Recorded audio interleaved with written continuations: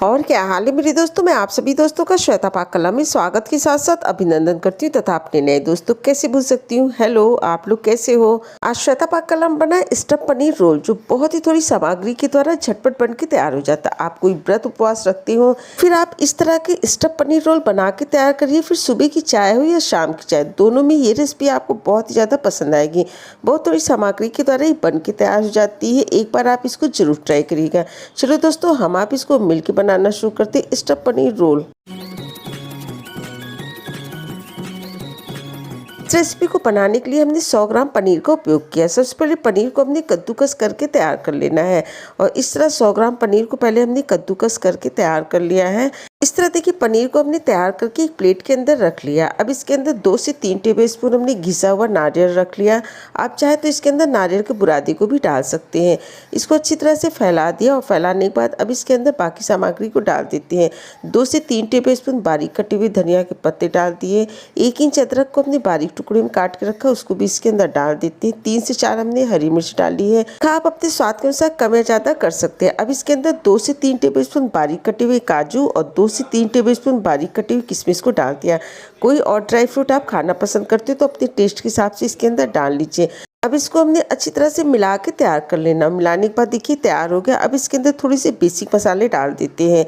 इसके अंदर सबसे पहले आधा टेबलस्पून से थोड़ा सा कम हमने स्वाद के अनुसार नमक को डाल दिया है। इसके अंदर 10 से 12 हमने काली मिर्च ली थी, उसको दरदरा कूट के तैयार कर लिया। इसको भी इसके अंदर डाल देते हैं। आधा टेबलस्पून इसके अंदर हमने भुनी हुई जीरे का पाउडर डाल दिया। अगर आप कोई और मसाला खाते हो तो अपने टेस्ट के हिसाब से इसके अंदर मसालों को डाल लीजिए। डालने के बाद इन सारी सामग्री को अच्छी तरह से हमने मिला के तैयार कर लेना। और इस तरह देखिए स्टफिंग के लिए ये बन के तैयार हो गया है। 5 पीस हमने उबले हुए आलू लिए हैं, इसको हमने घिस के तैयार कर लेना। इस तरह देखिए आलूओं को हमने घिस के तैयार कर लिया। अब इसके अंदर हमने सिंघाड़े का आटा डाल दिया। ग्राम में आटा 100 ग्राम है और इस पूरे आटे को इसके अंदर डाल देते हैं। अब इसके अंदर थोड़े से बेसिक मसाले डाल देते हैं। आधा टेबलस्पून भुना हुआ जीरे का पाउडर डाल दिया, थोड़ी सी कुटी हुई काली मिर्च डाल दिया और आधा टेबलस्पून से थोड़ा सा कम स्वाद के अनुसार नमक डाल दिया, क्योंकि इसकी फिलिंग में भी हमने नमक का उपयोग किया है। अब इन सारी सामग्री को बिना पानी डाले आलू के द्वारा ही इसको हमने गूंथ के तैयार करना है। इसको गूंथते समय हमने पानी का उपयोग बिल्कुल नहीं करना है। अंदर सिंघाड़े के आटे का उपयोग किया है। अगर आप खाते हैं तो जरूर डालिएगा, नहीं तो कुट्टू का आटा है फिर सामा के चावल के द्वारा भी इस रेसिपी को बना के तैयार कर सकते हैं। और देखिए इस तरह इस आटे को हमने गूंथ के तैयार कर लिया। आटे को हमने रेस्ट के लिए बिल्कुल नहीं रखना है। अब इसी के द्वारा हमने रोल को बना के तैयार कर लेना है। हाथों पे थोड़ा सा देसी घी लगा लीजिए और लगाने के बाद एक मीडियम साइज की इसके अंदर से हमने लोई को निकाल लिया और निकालने के बाद एक हाफ सर्कल की तरह इसको बना के तैयार कर लेते हैं। और इस तरह देखिए बन के तैयार हो गया। अब इसके अंदर जो हमने पनीर की स्टफिंग तैयार की है 1 से 1.5 टेबलस्पून इसके अंदर अच्छी तरह से भर देते हैं। अंगूठी की सहायता से इसको अच्छी तरह से दबा देते हैं और साइड से हल्के हाथों से उठाते हुए इसको हमने बंद कर देना है। बंद करने के बाद आप टिक्की की तरह या फिर इसको रोल की तरह बना के भी तैयार कर सकते हैं।